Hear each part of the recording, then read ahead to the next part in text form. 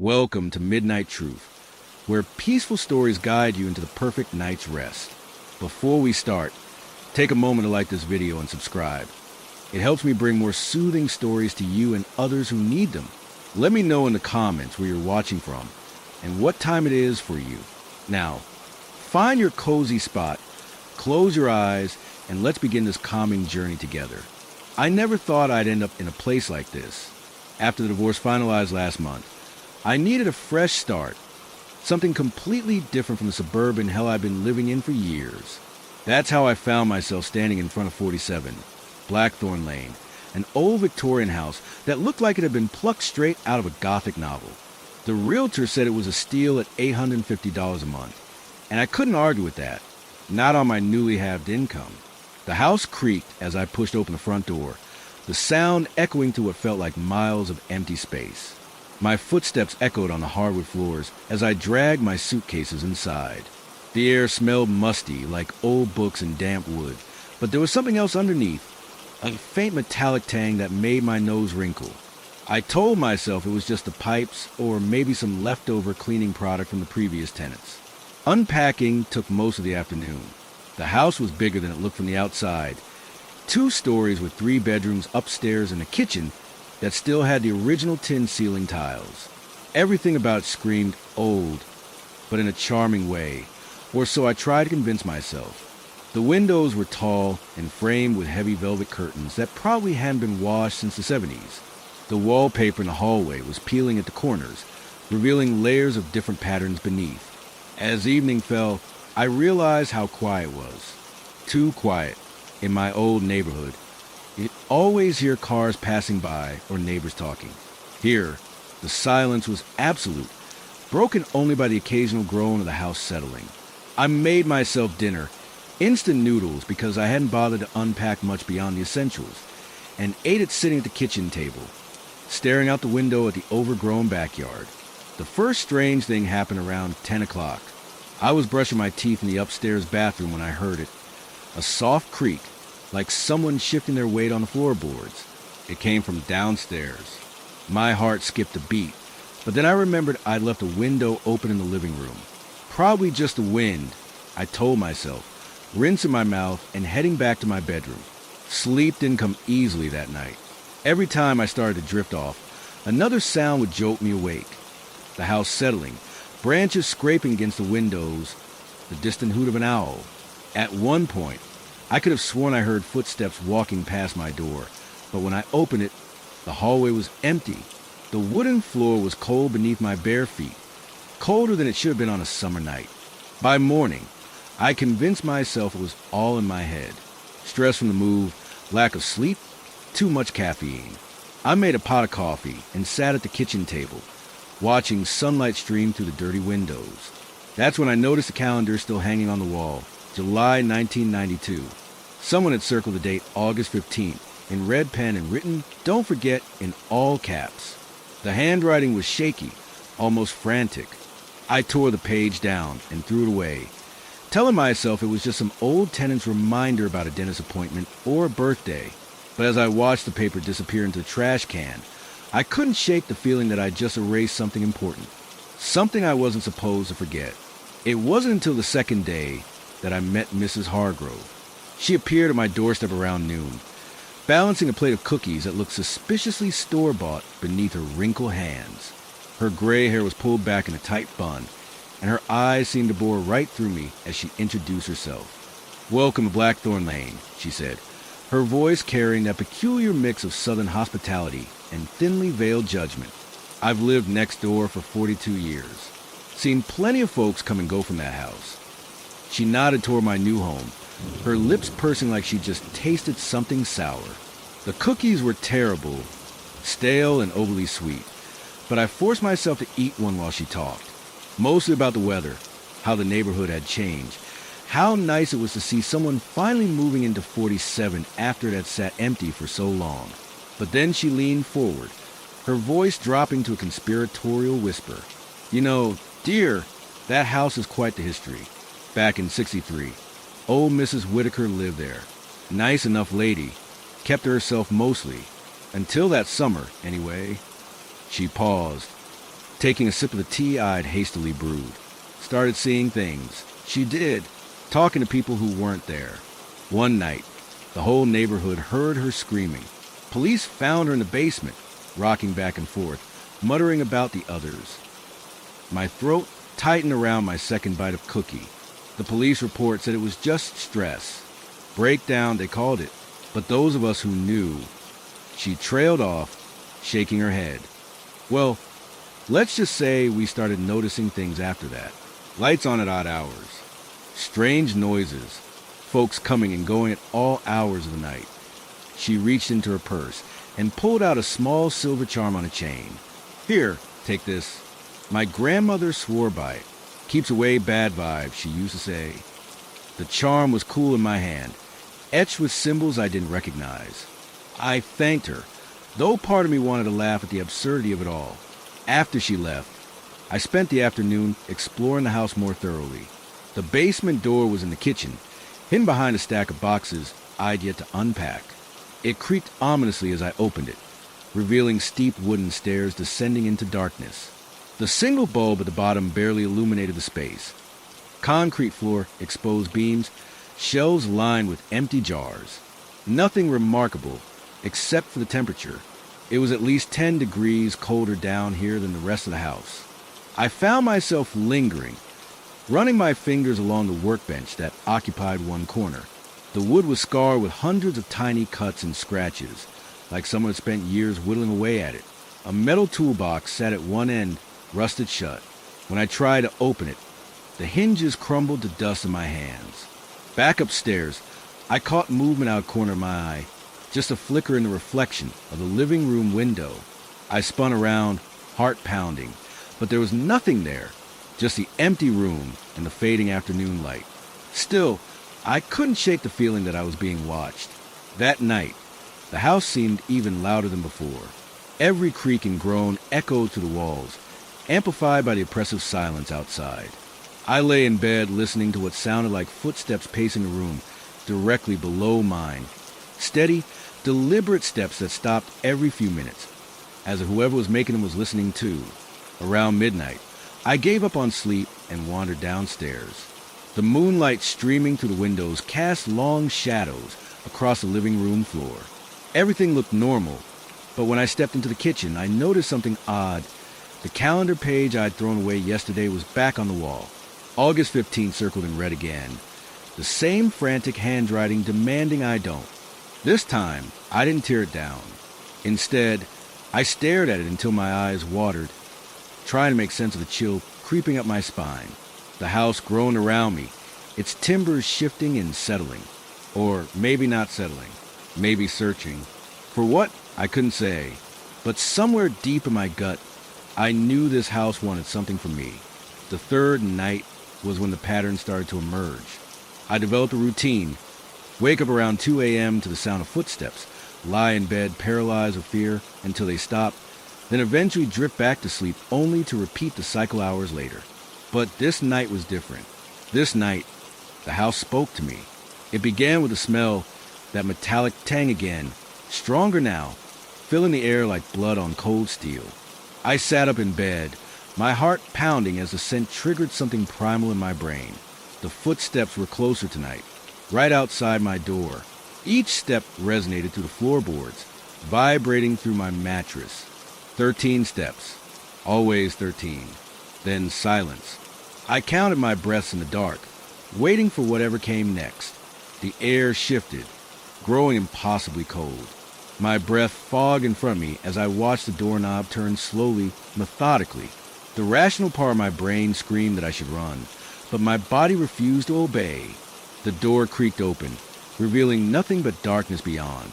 Something moved in the hallway, just out of sight. I could feel it more than see it. A presence that made the hair on my arm stand on end. The floorboards groaned under invisible weight as whatever it was moved closer. Then came the whispers. Indistinct at first, like voices carried on the wind, but growing clearer with each passing second. Remember? They hissed, dozens of voices overlapping in a chilling harmony. You must remember. I clapped my hands over my ears, but the voices only grew louder, more insistent. They weren't coming from outside anymore, They were inside my head, crawling through my thoughts like insects. Images flashed behind my closed eyelids. Faces I didn't recognize. Rooms I'd never seen. Symbols that burned themselves into my mind's eye. When I opened my eyes, the room was different. The furniture had shifted slightly, the angles somehow wrong. The shadows seemed deeper, darker than any natural darkness should be. And standing in the corner, where no shadow should have been able to reach, was a figure. Not quite human, not quite anything I could name. Its edges shimmer like heat waves, its form constantly shifting between something solid and something that shouldn't exist in 3 dimensions. I might have screamed. I'm not sure. Time lost all meaning as I stared into its face. It didn't have eyes, not really, but it saw me, saw through me, knew me. The whispers became deafening, a cacophony of demands and pleas and warnings all rolled into one unbearable noise. Then, as suddenly as it had appeared, it was gone. The room snapped back to normal, the whispers fading to silence. My clock read 3:15 a.m., though I could have sworn hours had passed. My sheets were soaked with sweat, my throat raw from screaming. On my nightstand, the silver charm Mrs. Hargrove had given me lay melted and twisted, its protective symbols warped beyond recognition. The next morning, I called in sick to work. How could I explain what had happened? How could I explain that I'd spent hours scrubbing my hands raw, trying to wash away the feeling of unseen eyes watching me? That every time I closed my eyes, I saw those symbols burning bright against my eyelids? Desperate for answers, I turned to the internet. Hours melted away as I scrolled through local news archives, forums, anything that might shed light on 47 Blackthorn Lane. What I found chilled me to the bone. The Whitaker woman hadn't been the first, nor the last. Every decade or so, someone vanished from this house. Others have been found wandering the streets in the middle of the night. Speaking of the watchers and forgotten ones, most were institutionalized. Some committed suicide. One name kept appearing in the articles, Dr. Alaric Graves, the house's original owner in the late 1800s, an occult researcher who had supposedly opened some kind of portal during his experiments.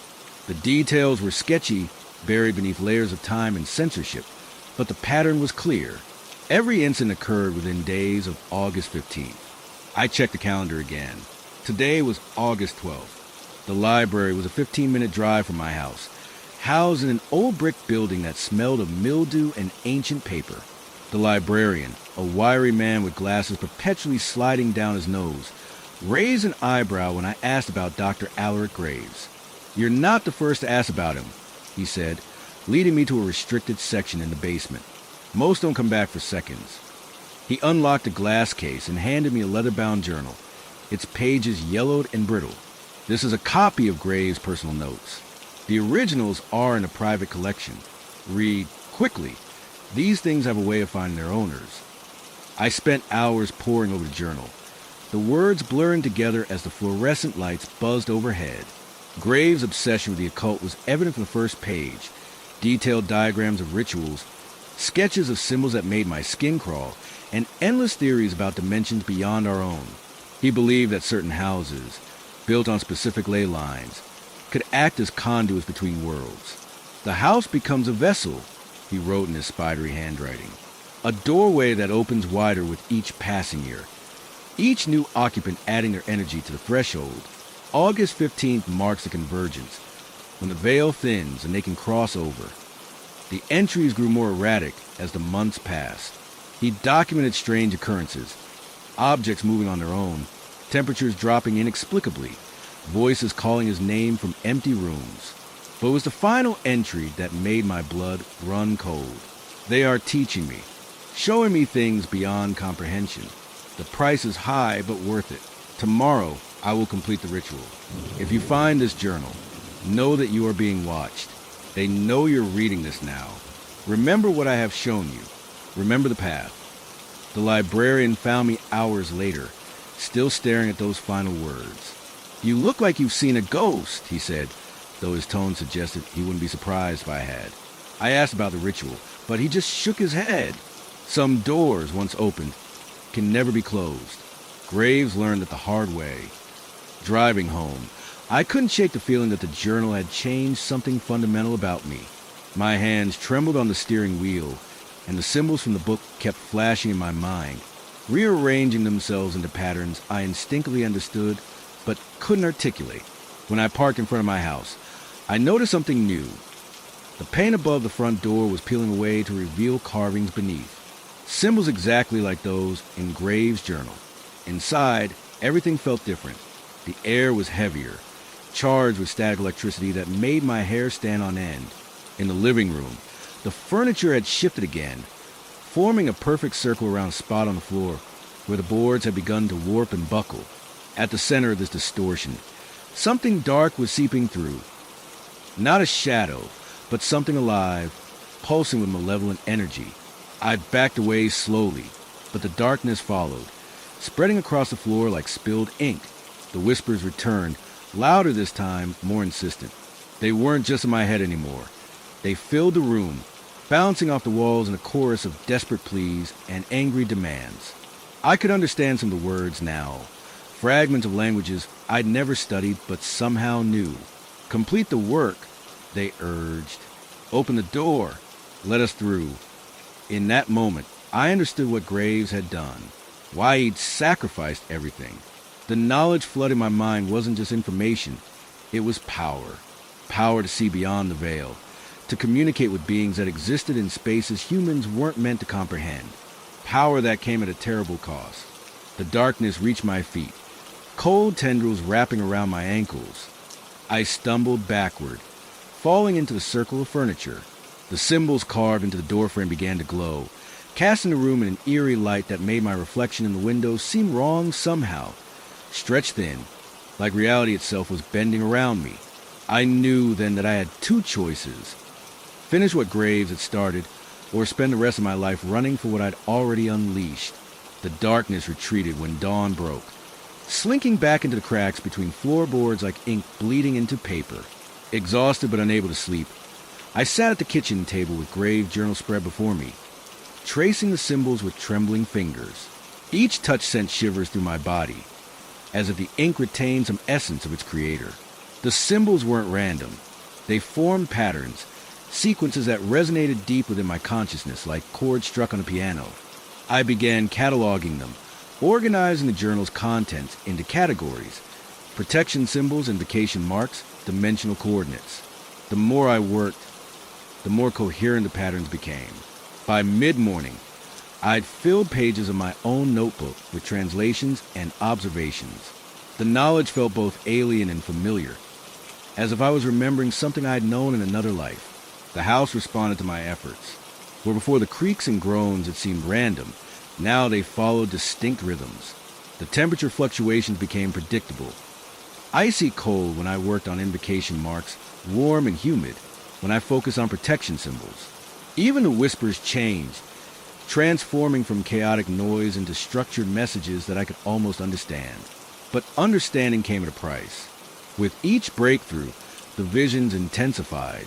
They came unbidden, flashing behind my eyes like scenes from a film reel. I saw Graves in study, surrounded by candles, chanting words that made my skull vibrate. I witnessed ceremonies conducted in candlelit basements, participants wearing robes marked with symbols that matched those in the journal. Most disturbing were the glimpses of what waited beyond. Shapes that defied geometry, colors that hurt to look at, sound that made my teeth ache. By lunchtime, I couldn't eat. The smell of food turned my stomach, and the taste of water seemed wrong somehow. My reflection in the kitchen window showed dark circles under my eyes, pupils dilated despite the bright sunlight. Yet I felt more alive than I ever had before, every nerve ending tingling with awareness of forces I couldn't fully comprehend. Mrs. Hargrove appeared at my door around 3, concern etched into every line of her face. "I felt it," she whispered, pushing past me into the house. "Last night, the barrier is weakening." She walked straight to the living room, where the circle of furniture remained intact. Her hands hovered over the warped floorboards, fingers twitching as if she could feel the energy radiating from them. "You know more than you told me," I accused. Following her, she nodded solemnly. "My grandmother was one of them," she admitted, "part of Graves' circle. They thought they could control it, contain it, but once you open the door, even a crack, they find ways to slip through, like water through stone. She reached into her purse and pulled out a bundle wrapped in brown paper. Take this.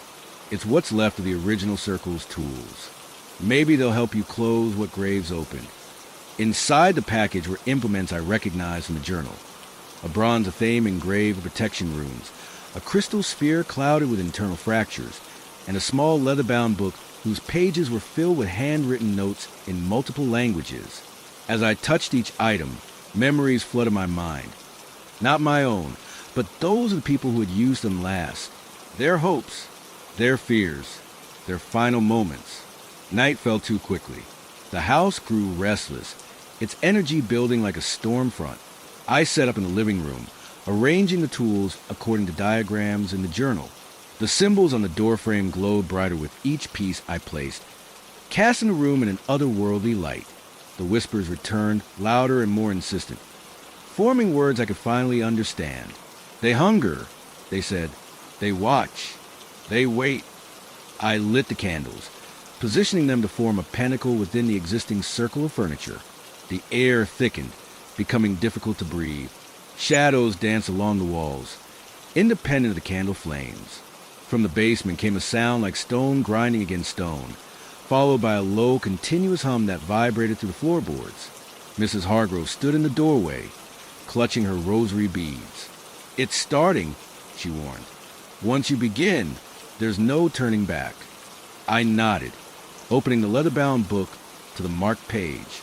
The words leapt off the page, arranging themselves in my mind before I even read them aloud. As I began the incantation, the house responded violently. Windows rattled in their frames. The chandelier swayed wildly, sending shards of light dancing across the walls. The darkness from the basement crept upward, filling the room with something that wasn't quite shadow but devoured light nonetheless. The symbols on the doorframe flared bright enough to leave after images on my retinas. The whispers became screams, overlapping voices pleading and demanding in equal measure. Through it all, I continued chanting, the words flowing from me like water breaking through a dam. Ancient knowledge surged through my veins, threatening to overwhelm my human limitations. And then I saw them, the watchers beyond the threshold. Not clearly, not entirely, but enough to understand why Graves had gone mad. Enough to know that closing the door wouldn't be enough. We would need to seal it permanently, using methods that would change everything about who and what we were. The chant faltered as the first of them emerged fully into view. It wasn't a single entity, but a conglomeration of shifting forms.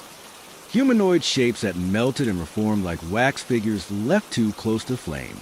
Their surfaces crawled with patterns that made my eyes water, geometric designs that seemed to rotate independently of the forms they adorned, where their faces should have been voids filled with stars that pulsed in impossible rhythms. Mrs. Hargrove gasped, clutching her chest as she staggered backward. "No," she whispered. "They shouldn't be able to manifest this clearly. Not yet." The watchers moved without walking, their forms gliding across the floor in jerky, unnatural movements. The air around them distorted, colors bleeding into each other like oil on water. The temperature plummeted, frost forming on the windows despite the summer heat outside. My breath fogged in front of me as I struggled to maintain the chant, each word requiring more effort than the last. "They feed on fear," Mrs. Hargrove managed between chattering teeth. "Don't look directly at them. Focus on the ritual." But it was impossible not to look. Their presence commanded attention, drawing the eye like moths to a flame. Each time I caught a glimpse, new details emerged, scales that rippled like liquid mercury, eyes that opened and closed randomly across their surfaces, mouths that stretched wide enough to swallow a person whole before snapping shut again. The house itself seemed to respond to their presence. The walls bulged inward, plaster cracking as if something enormous was pressing against them from outside. Floorboards buckled and split, releasing a metallic tang that had haunted me since my first night. The symbols on the doorframe pulsed in time with the watchers' movements, their light casting grotesque shadows that seemed to mock the very concept of physical form. I felt them probing my mind, testing my resolve. Visions assaulted me, memories of my failed marriage, childhood traumas I'd long buried, fears I hadn't even acknowledged myself. They showed me worse versions of these events, twisted reflections of reality that threatened to break my sanity. Through it all, the chant continued, my voice growing hoarse but never stopping. "They want your consent," Mrs. Hargrove shouted over the growing din. "To fully manifest, they need permission. Don't give it." The watchers responded by intensifying their assault. The room tilted, gravity warping as if we stood on the edge of a black hole. Furniture floated inches above the floor, rotating slowly in impossible directions. The crystal sphere from Mrs. Hargrove's package levitated from the pinnacle, spinning rapidly as it emitted a high-pitched whine that made my teeth ache. Then came the voices, thousands of them, speaking in perfect unison. "We offer knowledge," they intoned, "power beyond your comprehension. Join us, and you shall transcend mortality." Their words resonated in my bones, bypassing my ears entirely. The temptation was overwhelming, a siren song that promised to fill the void left by my divorce, my loneliness, my failures. Images flashed behind my eyes, visions of myself wielding unimaginable power, commanding forces that bent reality to my will. I saw myself curing diseases, solving world hunger, achieving everything I had ever dreamed of and more. All I had to do was stop chanting, lower the barrier, open the door completely. My legs trembled, threatening to give out. Sweat poured down my face despite the freezing temperature. The watchers drew closer, their forms becoming more defined, more solid. I could see individual features now. Claws that dripped with something that wasn't quite liquid. Tendrils that reached toward me with calculated precision. Mouths that opened to reveal rows of teeth arranged in impossible patterns. Mrs. Hargrove grabbed my arm, her grip surprisingly strong. "Remember why you're doing this," she hissed. "Remember what they took from you." Her words cut through the watcher's influence like a knife, bringing me back to reality. These weren't benevolent beings offering salvation. They were predators, feeding on human desire and weakness. The crystal sphere shattered with a sound like thunder, releasing a wave of golden light that pushed the watchers back. The symbols on the doorframe flared white-hot, their patterns shifting into new configurations that made my vision swim. The chant transformed automatically, words I'd never consciously learned flowing from my mouth in perfect harmony with Mrs. Hargrove's voice as she joined in. The watchers screamed, a sound that contained every nightmare I'd ever had and more. Their forms destabilized, melting into pools of shadow that boiled and hissed against the barrier of light. The house shook violently, plaster raining down as the walls contracted and expanded like a living thing in pain. Through it all, we maintained the ritual, our voices rising to match the crescendo of chaos around us. As the final syllables left our lips, the room imploded into darkness. For a moment, there was nothing, no sound, no light, no sensation. Then, slowly, reality reasserted itself. The candles guttered back to life. The symbols on the doorframe dimmed to a gentle glow. The watchers were gone, leaving behind only the memory of their presence and the certainty that they would try again. Mrs. Hargrove collapsed onto the couch, her face pale and drawn. "You did well," she said, her voice barely above a whisper. "But they know you now. They'll never stop trying to reach you." I looked at my hands, still trembling from effort. The knowledge remained, etched into my consciousness like scars that would never heal. We had bought time, perhaps years, but the door was still there, waiting, watching. The days following the ritual passed in a haze of exhaustion and paranoia. Sleep became impossible. Every time I closed my eyes, I saw their faces, felt their presence hovering just beyond perception. Food tasted like ash, and simple tasks required monumental effort. Yet I forced myself to continue researching, poring over Graves' journal and Mrs. Hargrove's notes with renewed urgency. The house had changed, subtly but undeniably. The creaks and groans that had once seemed random now followed complex patterns, like mathematical equations rendered in sound. The temperature fluctuations became more extreme, swinging from tropical heat to Arctic cold within minutes. Sometimes I catch glimpses of movement in mirrors, not reflections, but something behind them watching. Mrs. Hargrove visited daily, bringing supplies and sharing knowledge passed down through her family. "The barrier needs constant maintenance," she explained during one visit. Like a garden, it requires tending. Neglect it, and the weeds will grow back. Together, we establish a routine. Morning rituals to reinforce the seals, afternoon research sessions to expand our understanding, evening ceremonies to monitor the Watcher's activity. Each night, we perform what we call the vigil, sitting in the living room, surrounded by candles and protective symbols. We took turns sleeping while the other kept watch. The Watchers tested us constantly, probing for weaknesses in our defenses. Sometimes they manifested as subtle changes in the environment. Colors slightly off, sounds delayed by fractions of a second. Other times, they were more direct, creating apparitions that walked through walls or whispering names we'd never spoken aloud. Through it all, the journal provided guidance. Certain passages began glowing when touched, revealing hidden text that appeared only under specific conditions. Moon phases, particular alignment of furniture, certain combinations of protective symbols. These revealed advanced techniques for strengthening the barrier, but at a cost. Each enhancement required a piece of ourselves, memories, emotions, sometimes entire personality traits. I lost my temper less frequently, but also my ability to feel joy. Colors seemed muted, music held no appeal, and conversations fell hollow. Mrs. Hargrove underwent similar changes. Her once sharp wit dulled, her quick smile replaced by a perpetual frown of concentration.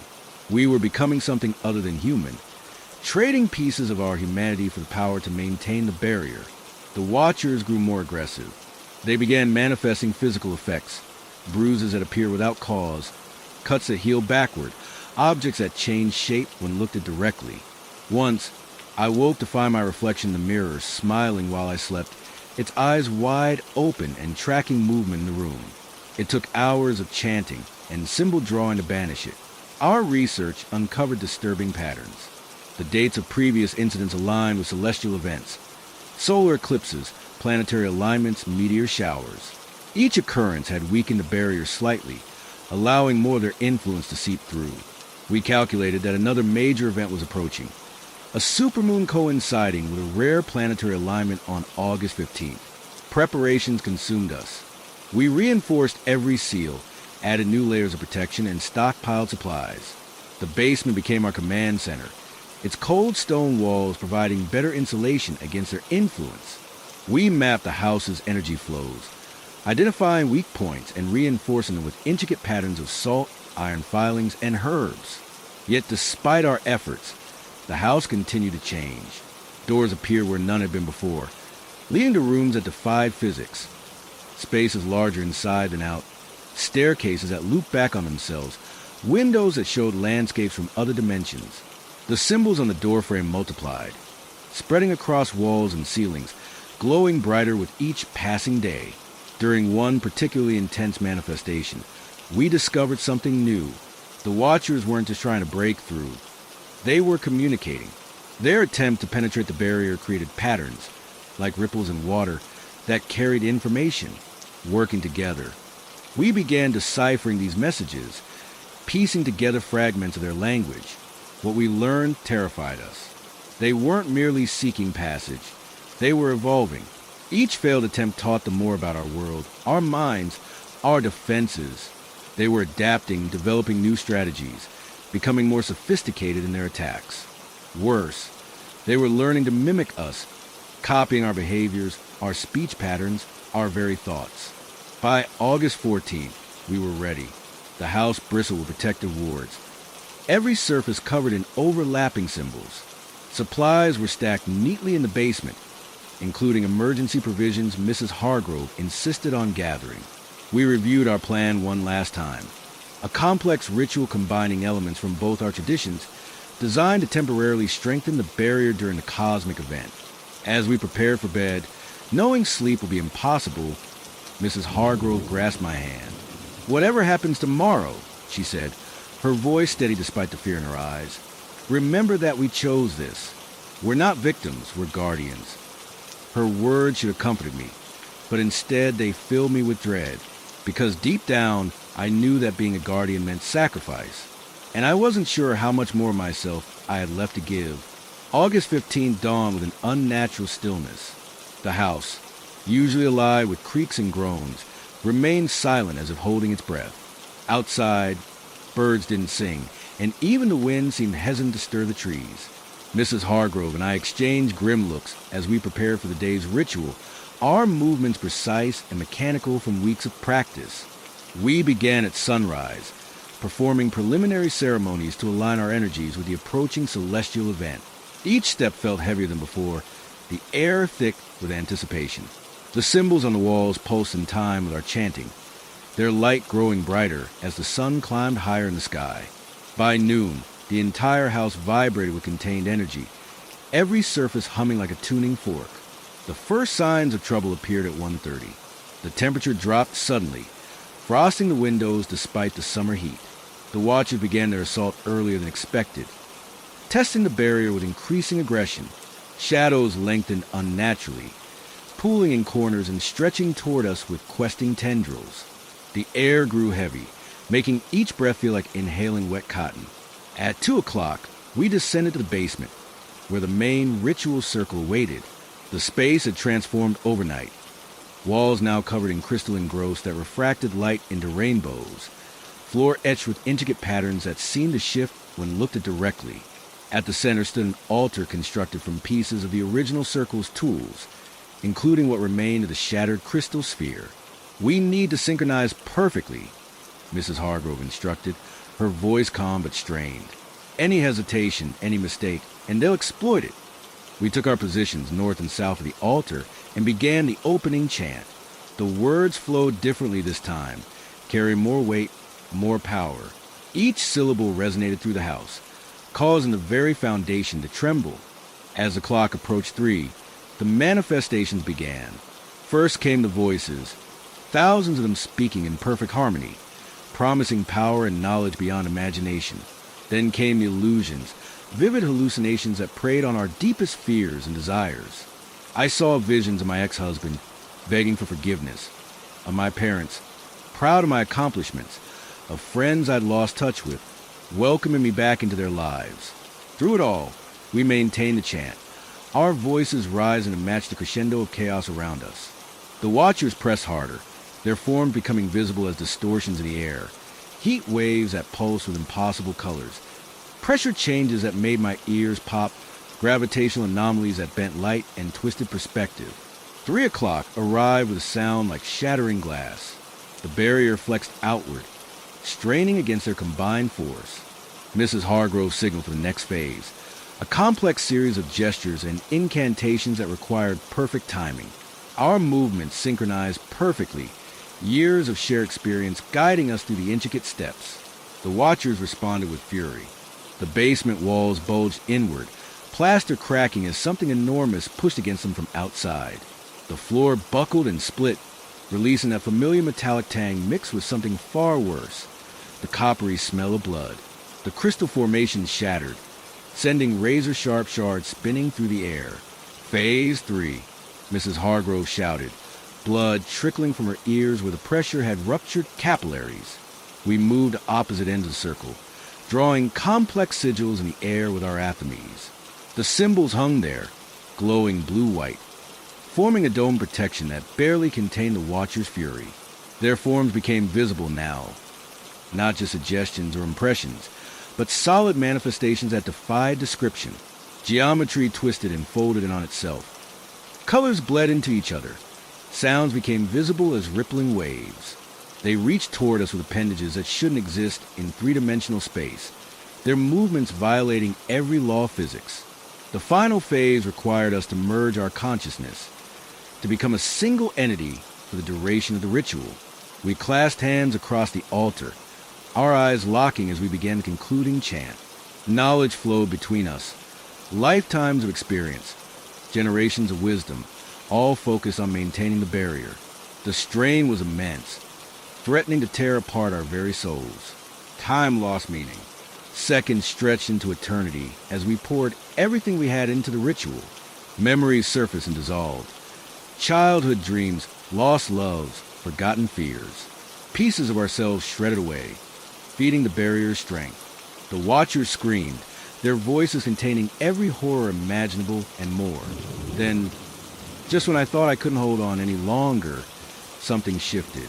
The pressure reversed, the barrier pushing outward instead of inward. The watchers recoiled, their forms destabilizing as a cosmic alignment peaked. Light exploded from the symbols on the walls, filling the basement with brilliance that burned away the manifestations. For a moment, there was nothing but silence and light. Then reality snapped back into place. The basement was intact, the symbols glowing softly. Mrs. Hargrove and I collapsed to the floor, our connection severed, but our bond stronger than ever. We had succeeded, but at a terrible cost. Looking at my hands, I realized I no longer remember what color my wedding ring had been. Mrs. Hargrove's once vivid blue eyes had faded to gray. We had given too much of ourselves to the barrier. Pieces of our humanity sacrificed to maintain the fragile peace. Above us, the house settled, its timbers creaking with what sounded suspiciously like relief. But I knew better.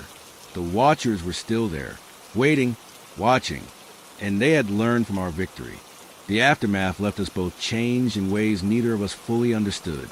Mrs. Hargrove's hair had turned completely white overnight, and fine lines etched her face like a roadmap of our ordeal. My own reflection showed eyes that seemed too large on my face, pupils permanently dilated as if adjusted to constant darkness. We moved through the house like ghosts ourselves, our footsteps silent on the warped floorboards. The barrier held, but barely. Its energy fluctuated like a heartbeat struggling to maintain rhythm. During the day, it pulsed steadily, keeping the watchers at bay. But at night, especially near the witching hour, it weakened noticeably. We could feel them pressing against it, testing for weaknesses, searching for cracks in our defenses. The symbols on the walls dimmed and brightened in response, their light flickering like faulty fluorescent bulbs. Sleep became an impossible luxury. Even during the day, when exhaustion weighed heavily on us, closing our eyes felt like inviting disaster. The watchers had learned to exploit our vulnerabilities, manifesting in dreams that bled into reality. I'd wake to find handprints on the windows that hadn't been there before, or hear faint whispers echoing from empty rooms. Mrs. Hargrove reported similar phenomena, objects moving slightly out of place, cold spots forming in corners where none should exist. The house itself seemed alive now, its personality shifting unpredictably. Some days it was almost comforting, creaking softly as if settling into a familiar rhythm. Other days it felt hostile, the air thick with malice. Doors would slam shut without warning, and the scent of damp earth and decay would fill the halls. Even though the weather outside remained dry and warm, it was as if the structure had absorbed some essence of the watchers, becoming a conduit for their influence. We tried to maintain normalcy, but it was a fragile illusion. Meals were eaten quickly, in silence, while we monitored the barrier's strength. Conversations were brief and functional, focused solely on survival. Mrs. Hargrove spent hours consulting her grandmother's notes, searching for any clue we might have missed. I scoured Graves' journal, rereading passages that now seemed to shift and change when I wasn't looking directly at them. Words rearranged themselves, sentences took on new meanings, and entire paragraphs appeared where blank pages had been before.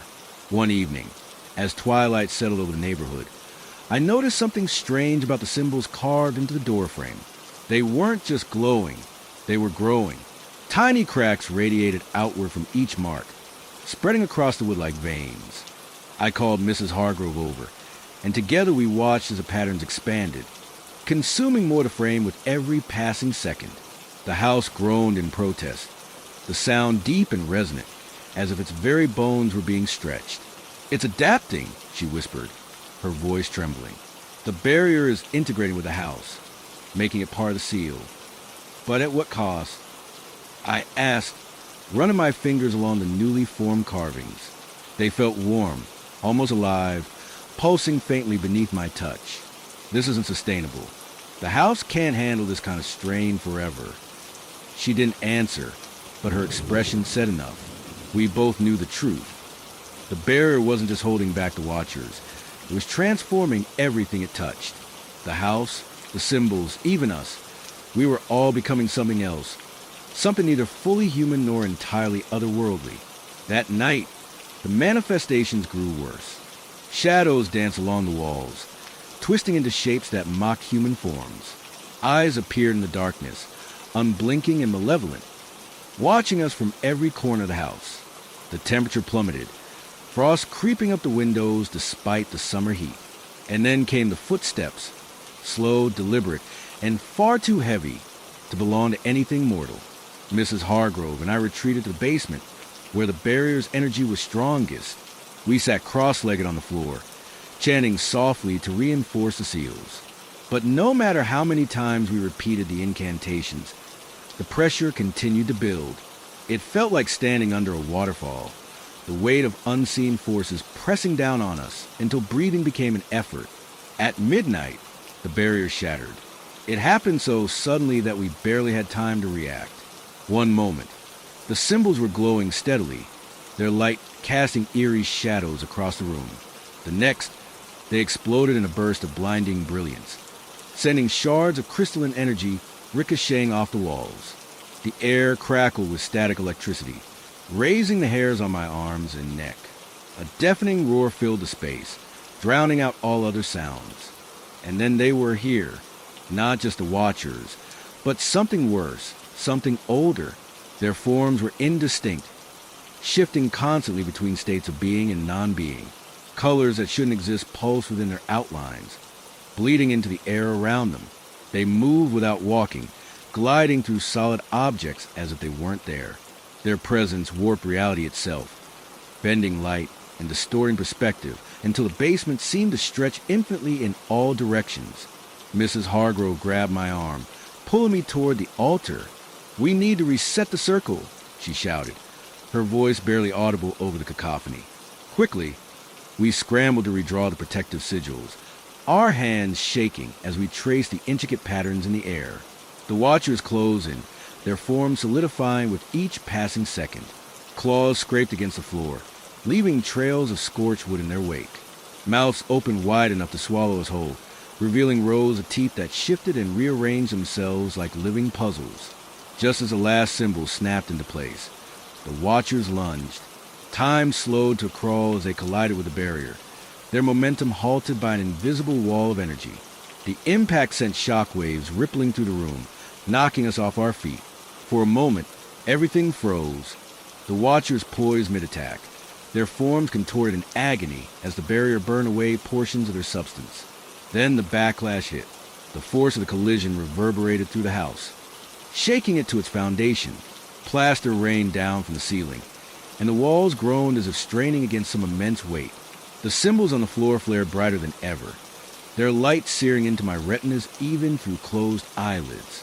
Pain lanced through my skull, sharp and unrelenting, as memories flooded my mind.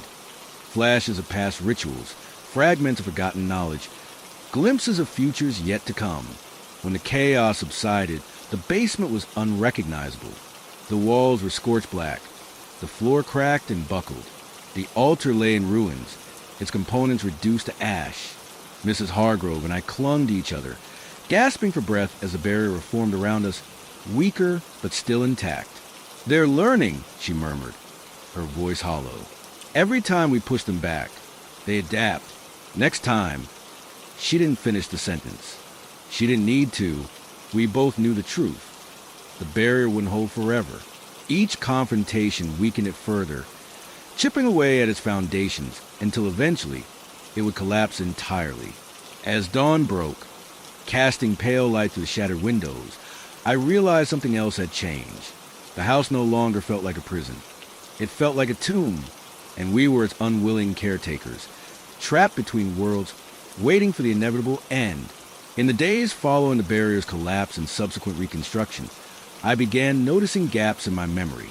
Not the usual absent-mindedness that comes with stress or fatigue, but entire chunks of time missing without explanation. At first, it was subtle. Waking up in a different part of the house with no recollection of how I got there, finding notes written in my own handwriting that made no sense. But soon, the lapses grew more pronounced. Mrs. Hargrove noticed too. "You're fading," she said one morning, her voice tinged with both fear and resignation. "The barrier is consuming you, piece by piece." She showed me her own hands, which trembled uncontrollably, and explained how she lost entire days recently.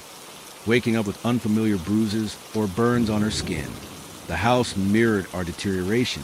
Rooms shifted positions overnight. Hallways elongated or shortened depending on the time of day. And doors led to places they shouldn't. The symbols etched into the walls multiplied exponentially, covering every available surface until the house resembled a cathedral dedicated to some incomprehensible deity. Their glow fluctuated erratically, sometimes illuminating the entire house, other times casting it into impenetrable darkness. Our research efforts intensified, driven by desperation. We combed through every scrap of information we could find. Graves' journal, Mrs. Hargrove's grandmother's notes, obscure cult texts borrowed from libraries across the state. Each source hinted at the same conclusion. The barrier wasn't just a shield. It was a bridge, a liminal space where our world intersected with theirs. And with each passing day, that intersection grew wider, drawing us closer to the Watcher's domain. One night, while poring over a particularly cryptic manuscript, I stumbled upon a passage that sent chills down my spine. It described a phenomenon known as a fracturing, a state where individuals maintaining a supernatural barrier begin to lose cohesion, their identities splintering into multiple fragments. These fragments, the text warned, could become autonomous, acting independently of the original consciousness. I shared the discovery with Mrs. Hargrove, who nodded grimly. "It explains a memory loss," she said. "The barrier isn't just draining our energy, it's unraveling our very selves." To test this theory, we conducted an experiment. Using chalk and salt, we drew a containment circle in the basement and took turns stepping inside. What we saw horrified us. Our reflections in the circle's boundaries shimmered and split, showing not one version of ourselves, but dozens. Some wore expressions of terror, others of rage or despair. A few smiled knowingly, as if aware of secrets we couldn't comprehend. "It's happening faster than I thought," Mrs. Hargrove admitted, her voice barely above a whisper. "Soon, there won't be enough of us left to maintain the barrier." The manifestations escalated accordingly. The Watchers, emboldened by our weakening defenses, began appearing more frequently and in greater numbers. Their forms grew more defined, less distorted, as if they were acclimating to our reality. They spoke to us directly now, their voices overlapping in a chorus of languages we somehow understood. "You are breaking," they taunted. "Your shell crumbles. Soon you will join us." Their words carried a terrible weight, resonating with a truth we couldn't deny. Every ritual we performed, every chant we uttered, accelerated the process. The barrier demanded more of us each time, memories, emotions, pieces of our souls. Yet abandoning it wasn't an option. Without it, the Watchers would overrun the house, and likely the entire neighborhood. Desperate for answers, I delved deeper into Graves' journal, focusing on sections I had previously dismissed as madness. There, hidden among rambling observations and half-formed theories, I found a disturbing revelation. The original circle hadn't intended to seal the Watchers away permanently. Instead, they sought to merge with them, to transcend their human limitations by becoming part of the Watchers' collective consciousness. The ultimate evolution, Graves had written in his final entry, to shed mortality and embrace eternity. Mrs. Hargrove recoiled when I shared this discovery. "They wanted to become gods," she spat, her face contorted with anger and disgust. And look where it got them, dead or worse, consumed by what they sought to control. Yet the idea lingered, gnawing at the edges of my mind.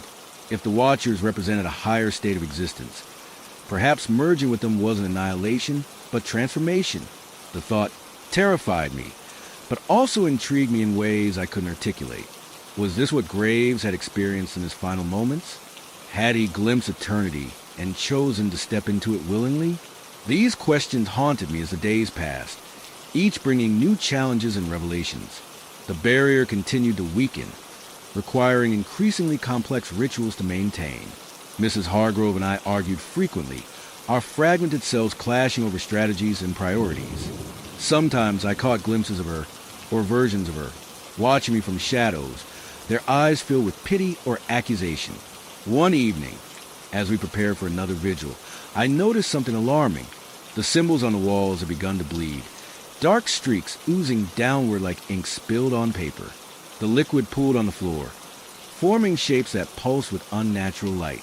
When I touched one, images flooded my mind, visions of infinite voids, endless cycles of creation and destruction, beings whose very existence defied comprehension. "They're reaching through," Mrs. Hargrove whispered, her voice trembling. "Not just testing the barrier anymore, trying to pull us across." The realization hit me like a physical blow.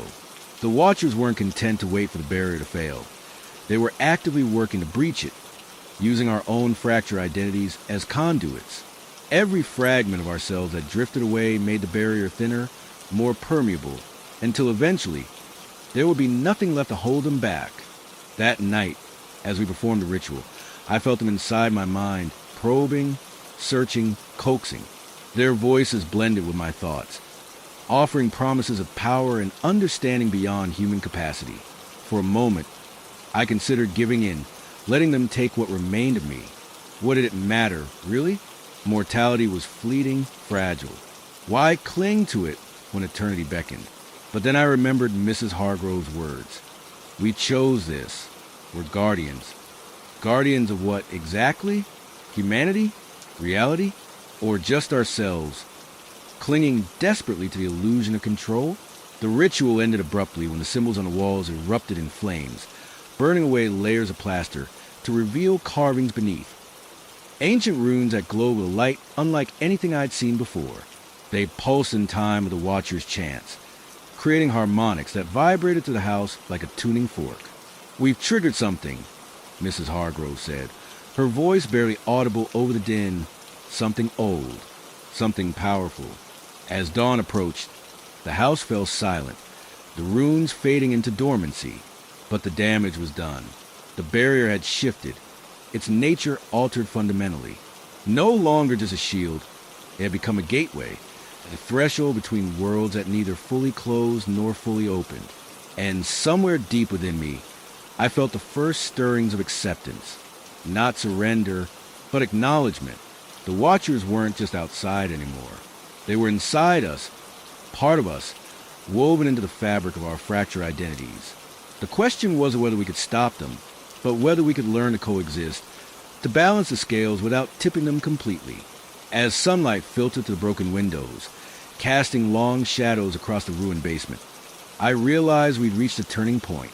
The next phase would determine not just our fate, but the fate of everyone connected to the house. Whether we emerged as victors or victims depended on choices we might not even recognize as such.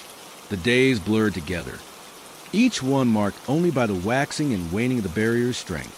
Mrs. Hargrove and I existed in a perpetual state of exhaustion, our bodies mere shells housing fractured identities that warred with one another. Some mornings, I woke convinced I was someone else entirely, Graves, perhaps, or one of the original Circle members. Other times, I felt like a stranger in my own skin, observing my actions from a distance without understanding why I did what I did. The house mirrored our disintegration. Walls dissolved into mist, floors shifted and buckled, and entire rooms vanished only to reappear elsewhere. Symbols spread uncontrollably, overtaking every surface until the interior resembled a mad artist's canvas. Their light pulsed erratically, sometimes illuminating the space with blinding brilliance, other times plunging it into suffocating darkness. The Watchers grew bolder, their forms materializing more frequently and with increasing clarity. They no longer bothered to hide their true nature, revealing aspects of their existence that defied human comprehension. Geometry twisted and folded in impossible ways. Colors bled into one another, and sounds manifested visually as rippling waves. They spoke constantly now, their voices overlapping in a symphony of temptation and threat. "You are already ours," they intoned during one particularly harrowing encounter. "Your resistance is futile. Embrace what you cannot escape." Their words struck a chord deep within me, resonating with fears and desires I hadn't acknowledged. Part of me wanted to give in, to let them consume what remained of my identity and grant me access to their realm. Another part screamed in defiance, clinging stubbornly to the fragment of selfhood that still endured. Mrs. Hargrove struggled similarly. Her once sharp mind deteriorated rapidly, her thoughts scattered across multiple timelines and realities. She often spoke to people who weren't there, addressing figures from her past as though they stood beside her. Occasionally, she'd turn to me with wild eyes and declare, "They're teaching us, you know, showing us things we're not ready to understand." Despite our deteriorating conditions, we pressed on, performing rituals that grew more elaborate and demanding with each attempt. The barrier required sacrifices now, not just energy or memories, but pieces of our very essence. With each ritual, we unraveled further, our personalities splintering into competing fragments that vied for dominance. One night, as we prepared for another ceremony, I noticed something disturbing. The symbols on the walls had begun to move, slithering across surfaces like living creatures. They converge at certain points, forming patterns that pulse with malevolent energy. When I touched one, visions assaulted me, endless cycles of creation and destruction, beings whose existence transcended time and space, realms where physics held no sway. "They're rewriting the rules," Mrs. Hargrove murmured, her voice distant and detached, changing the parameters of reality itself. The realization chilled me to the bone. The Watchers weren't merely trying to break through. They were reshaping the barrier to suit their needs, altering its fundamental nature to facilitate their invasion. Each manifestation brought them closer to achieving this goal, their influence seeping into every aspect of our lives. During one ritual, the barrier collapsed entirely. For several agonizing minutes, there was nothing between us and them. No shields, no protections, just raw, unfiltered exposure to their presence. The experience was indescribable, a sensory overload that left me catatonic for hours afterward. When I finally regained awareness, I found myself lying on the basement floor, surrounded by symbols that had rearranged themselves into a new configuration. Mrs. Hargrove knelt beside me, her face pale and drawn. "It's happening," she whispered. "The merger.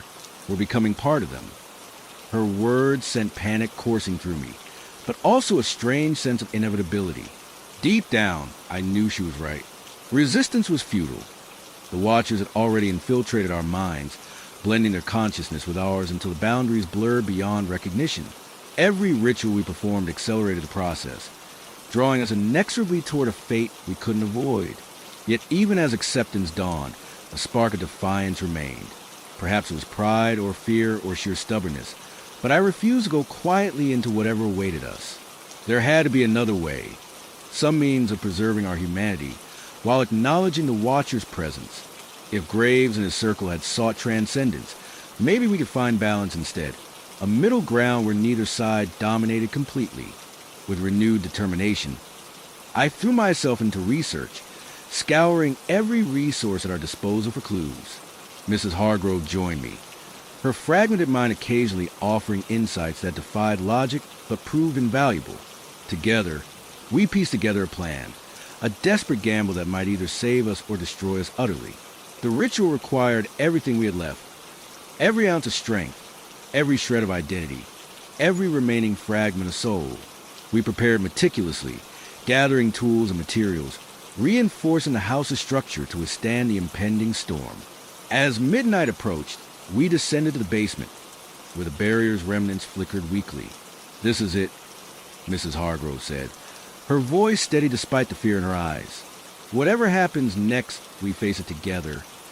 We began the incantation, our voices merging into a single, unified chant that resonated through the house like a heartbeat.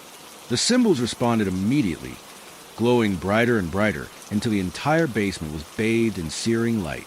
The Watchers surged forward, their forms solidifying as they pressed against the barrier, testing its limits. Time lost meaning as we poured ourselves into the ritual, channeling every emotion, every memory, every fragment of selfhood into the barrier. It flexed and strained, pulsing with energy as it fought to contain the Watcher's onslaught. Just when it seemed we couldn't hold on any longer, something extraordinary happened. The barrier didn't shatter, it transformed. Instead of collapsing or breaking, it expanded, enveloping the entire house in a cocoon of light. Within this new space, reality shifted fluidly, accommodating both our world and theirs.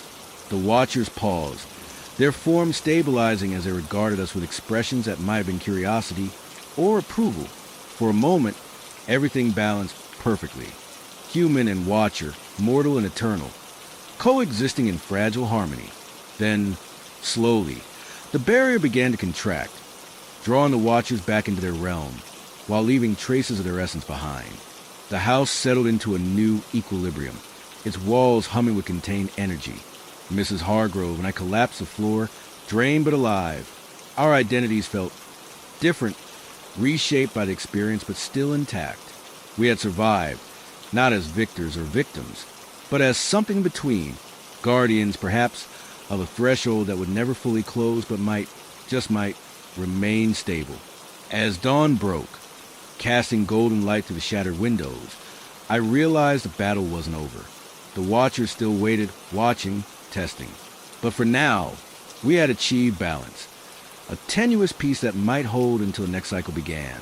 And perhaps that was enough. Morning light filtered through the broken windows, casting long shadows across the battered basement floor. Mrs. Hargrove and I sat amidst the ruins of our sanctuary, our bodies trembling with exhaustion, our minds still reeling from the night's events. The air smelled of ozone and burnt wood, mingling with a metallic tang that haunted me since my first day in the house. Around us, the symbols on the walls pulsed faintly, their light softer now, more subdued, as if acknowledging the new equilibrium we'd forged. "I don't think I'll ever sleep again," Mrs. Hargrove muttered, her voice raspy from hours of chanting. She leaned against a crumbling altar, her white hair matted with sweat and dust. Her eyes, once vibrant blue, now held a permanent gray cast, reflecting the toll our ordeal had taken. "Neither will I admitted, rubbing my temples. My hands felt foreign, their movements jerky and unpredictable, as if controlled by some external force. Pieces of me were still missing, fragments of identity scattered across dimensions I couldn't comprehend. Yet somehow, I felt more whole than I had in months, shattered, yes, but aware of the cracks. The house creaked around us, its timbers settling into a rhythm that seemed almost peaceful. Gone were the violent tremors and oppressive silence. Instead, it sighed gently, like an ancient creature finally at rest. The symbols etched into every surface continued to glow, but their light no longer burned with urgency. They pulsed steadily, maintaining the delicate balance we created, a threshold between worlds, neither fully open nor completely closed. "Do you think it'll hold?" I asked, though I wasn't sure I wanted an answer. Mrs. Hargrove shrugged, her shoulders sagging under the weight of uncertainty. "For now, maybe longer, but they're still out there, aren't they? Waiting, watching." She gestured vaguely toward the ceiling, where faint traces of the Watcher's presence lingered, shadows that didn't quite align with the furniture, distortions in the air that bent light unnaturally. I nodded, feeling their gaze even now, pressing against the edges of my consciousness. They hadn't left entirely. We'd merely negotiated terms, established boundaries that satisfied neither side but allowed coexistence. For how long, we couldn't say. Days? Weeks? Years? The Watchers operated on a scale of time incomprehensible to humans. Their patience infinite, their resolve unyielding. Packing up felt surreal. Boxes that once held hope and fresh starts now contained reminders of battles fought and scars earned. As I gathered belongings, I noticed changes in the house.